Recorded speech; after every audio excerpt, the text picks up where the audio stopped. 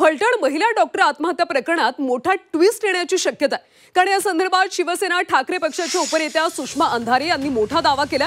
डॉक्टरच्या बहिणीच्या वक्तव्याचा दाखला देत अंधारे यांनी सुसाईड नोटमधले हस्ताक्षर महिला डॉक्टरचं नसल्याचा दावा केला।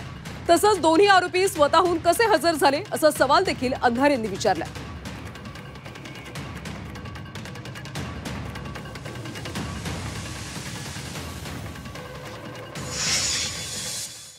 सुसाइड नोट आहे जी सुसाइड नोट सगळीकडे फिरली। संपदा मुंडेंची जी सुसाइड नोट फिरली त्याच्यामध्ये हातावर तिची सुसाइड नोट आणि दुसरं हे पत्र जे पत्र तिने इन्क्वायरीच्या संदर्भाने लिहिलेलं होतं।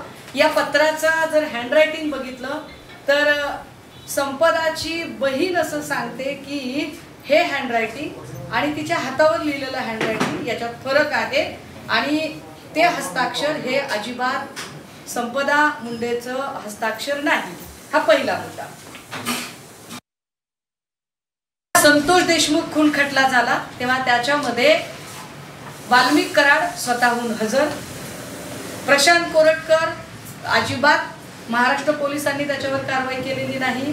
त्याला बाहेरच्या लोकांनी कर्नाटक तेलंगणाच्या लोकांनी अटक केलेली होती। अशी कितीतरी आपण गुन्हे सांगू शकू। ही हाय प्रोफाईल केस असेल तर आरोपी स्वतःहून अटक होतो याचा अर्थ काय? काय आधी 2 दिवस यांची सगळी व्यवस्थित मॅनेजमेंट होते का? आधी व्यवस्थित बाहेर येऊन बोलाचाली होते का? की आम्ही आता हजर होणार आहोत आणि हजर झाल्यानंतर मग आम्हाला तुम्ही कसं बाहेर काढणार आहात ते का? कारण ज्या पद्धतीने प्रशांत बनकर आणि गोपाल बदने हे हजर झाले त्यांच्या हजर होण्याच्या मागे आम्हाला खूप साऱ्या गोष्टी संशयास्पद वाटतात।